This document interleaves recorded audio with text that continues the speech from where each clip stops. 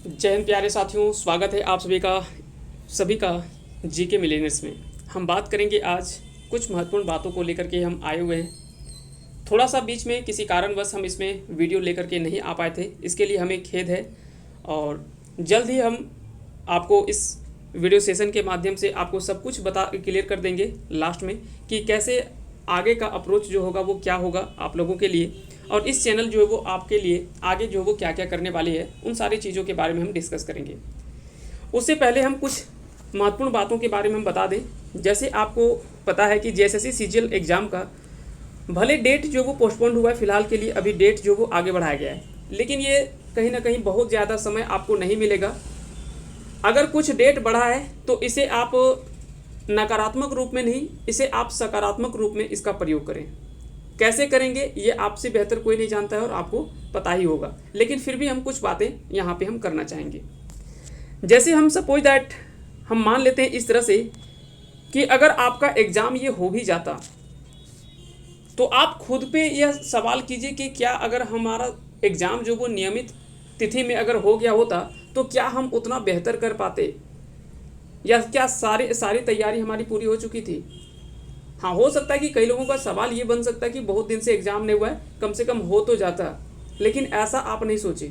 आप ये सिर्फ मत सोचें कि एग्ज़ाम हो जाएगा, तो ऐसा नहीं। आप ये सोच करके चलें कि एग्ज़ाम होगा और हम उसमें बहुत बेहतर परफॉर्म कर पाएँ, और साथ ही साथ बेहतर परफॉर्मेंस के साथ साथ अपना एक मेरिट लिस्ट में अपना नाम भी देखना चाहें।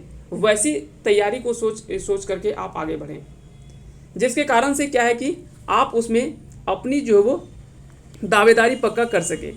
इसके लिए क्या है कि अब आपके पास जो भी समय मिला हो, ये समय आपको निश्चय रूप से यहाँ से थोड़ा समय मिलने वाला है। कम से कम आप तो ये मान के चलें कि कम से कम अभी आपके पास 2 महीने का समय तो है। कम से कम आप 2 महीने का समय इसे मान के चलें कि 2 महीने फ़िलहाल के लिए आपके पास जो है वो समय मिल रहा है। तो ऐसे में क्या होगा कि उन समय का आप कैसे भरपूर उपयोग करें, इस पर आप ज़्यादा से ज़्यादा फोकस करें।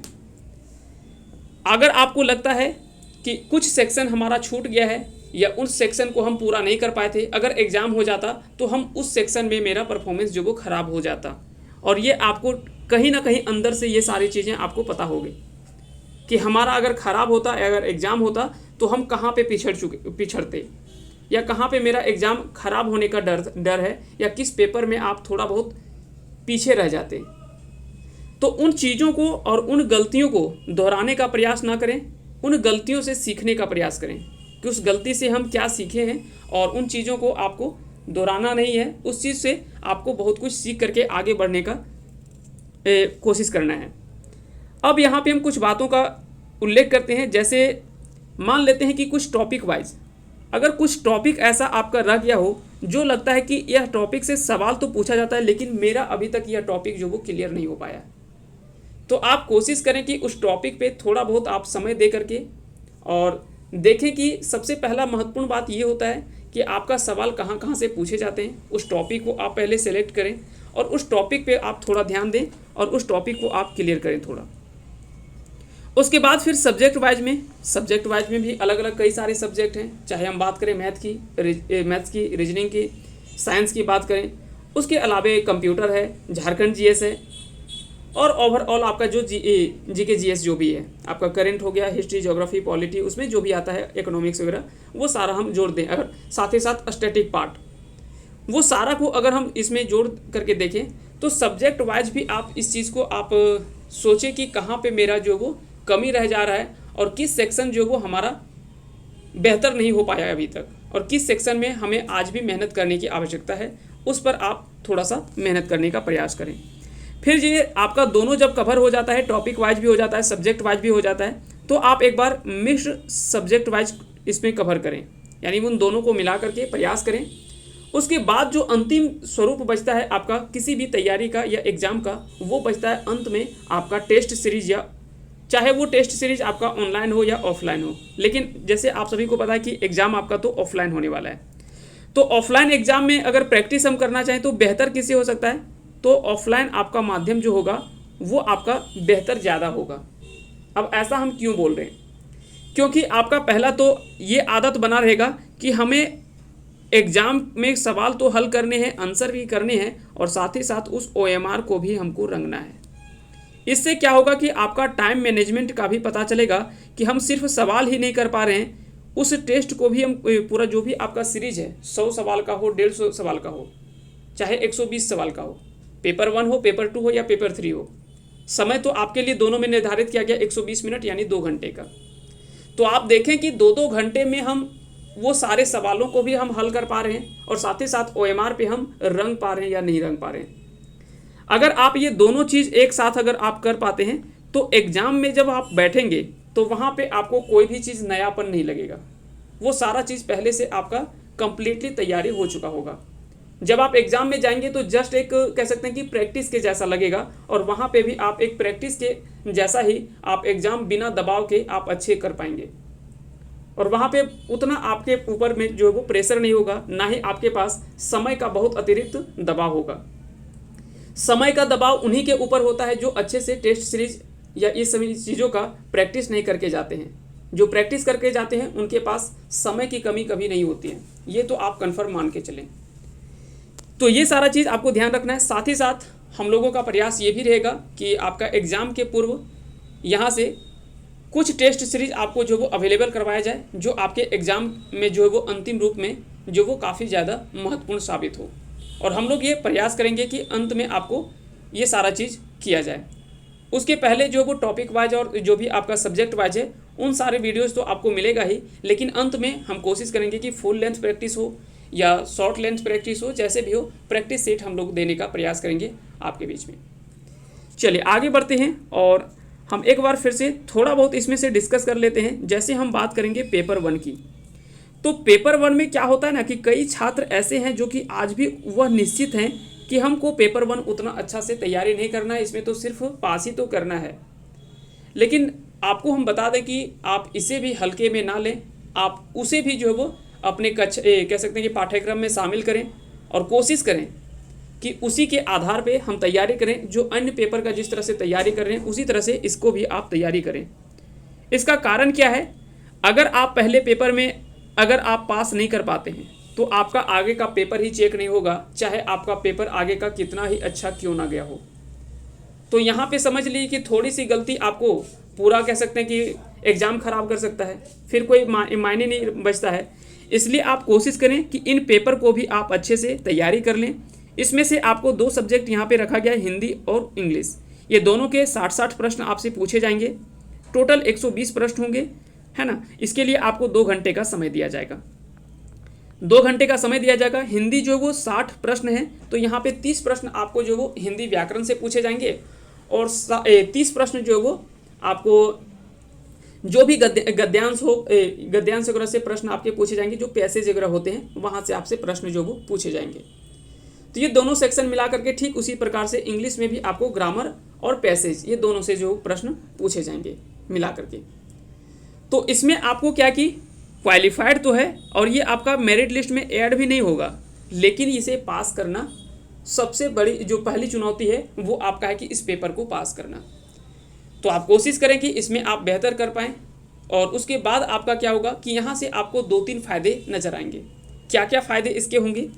पहला तो आपका क्या है कि आगे के पेपर का आपको डर नहीं है, पेपर 2 और पेपर 3 का। ये पेपर आपका कंफर्म हो जाएगा कि ये पेपर तो आपका चेक होगा ही होगा। पहला तो ये फ़ायदा आपको हुआ।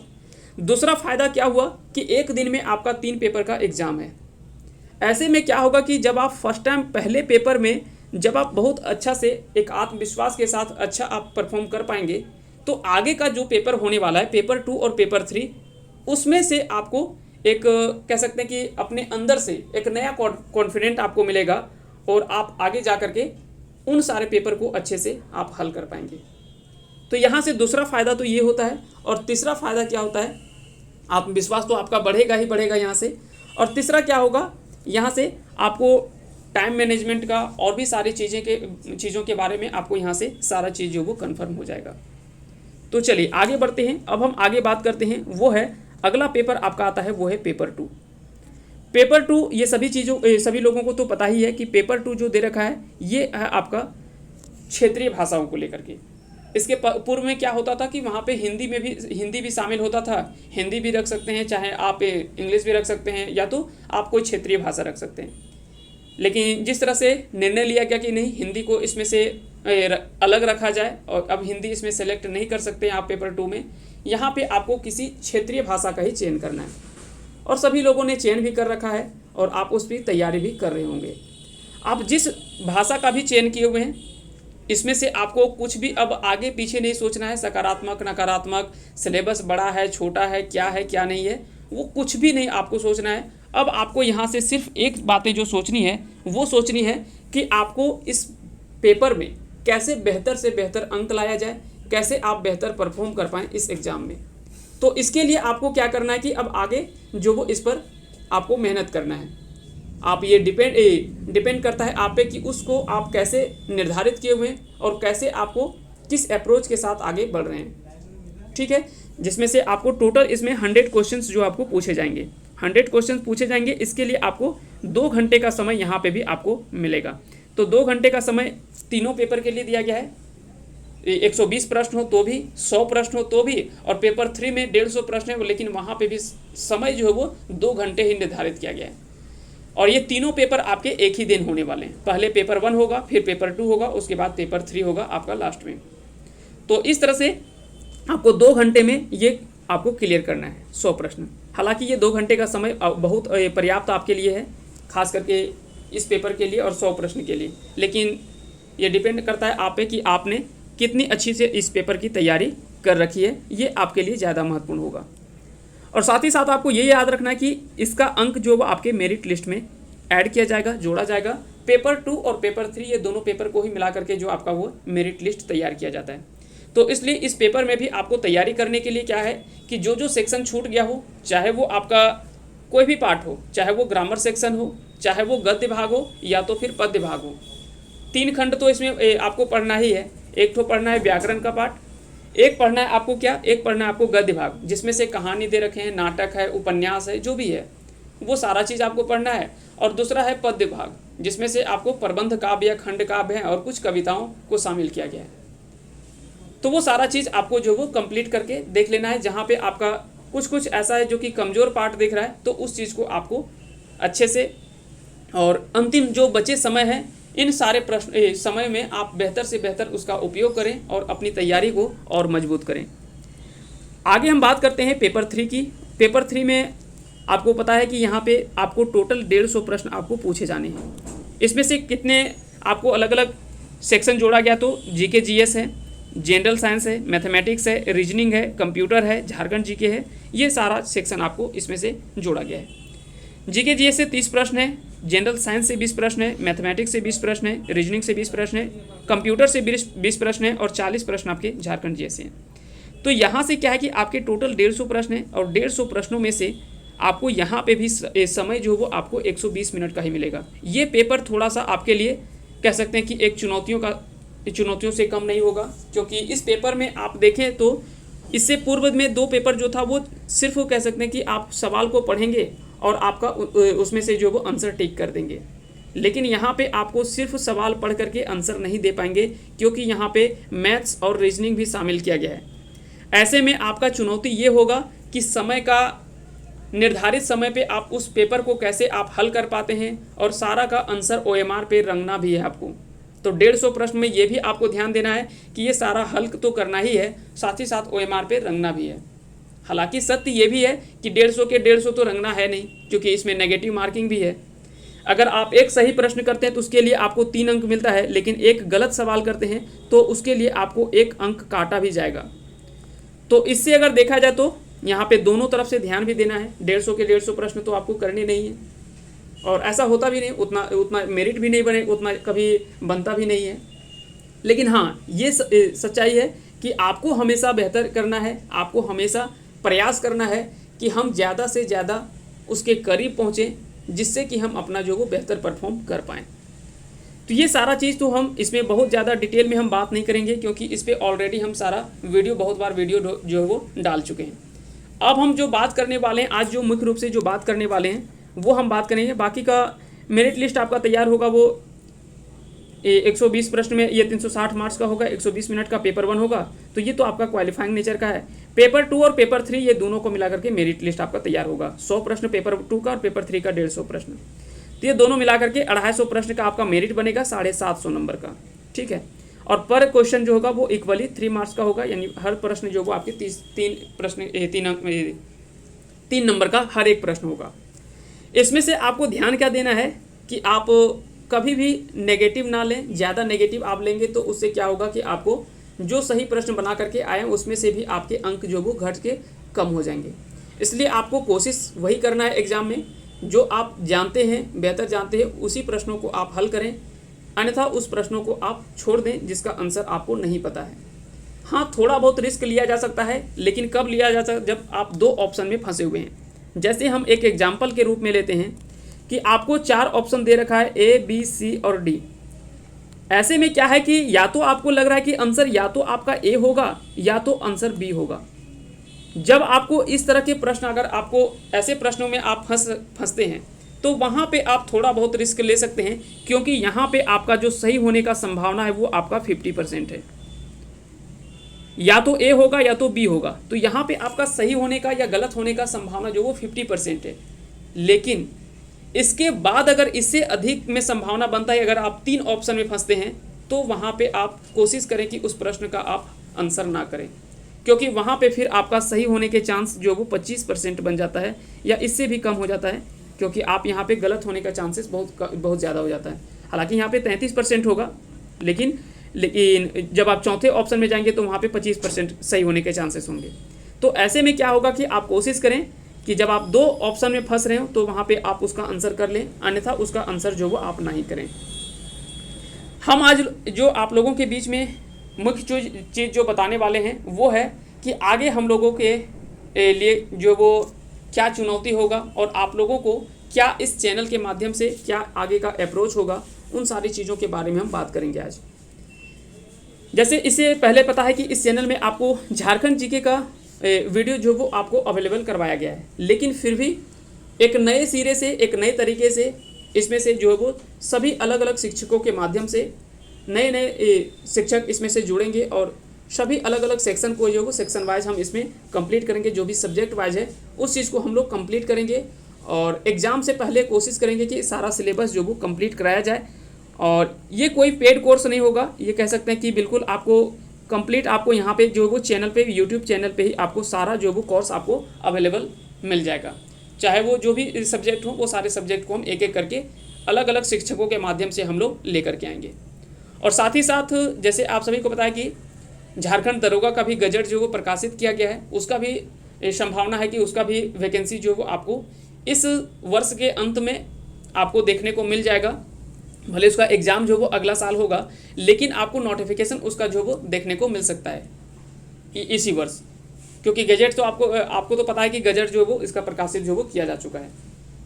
तो ये सारी चीज़ों को ध्यान में रखते हुए हम लोगों का प्रयास है कि इसमें जो वो सारे सेक्शन को देखते हुए और जैसा परीक्षा का स्वरूप है, परीक्षा के स्वरूप के अनुसार से ही हम लोग जो इसमें जोड़ने का प्रयास करेंगे।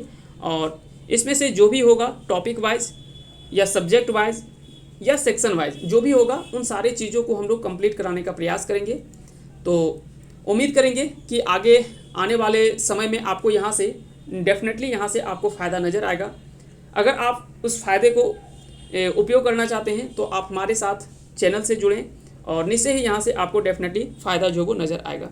तो चलिए फ़िलहाल के लिए इतना ही, मिलते हैं बहुत जल्द ही हम इसमें एक नए सिरे के साथ आप सभी के बीच में हाजिर होंगे। तब तक के लिए आप सभी को ढेर सारी शुभकामनाएं और अंत तक बने रहने के लिए हमारे साथ एक बार फिर से तहे दिल से धन्यवाद। बहुत बहुत धन्यवाद। जय हिंद, जय भारत।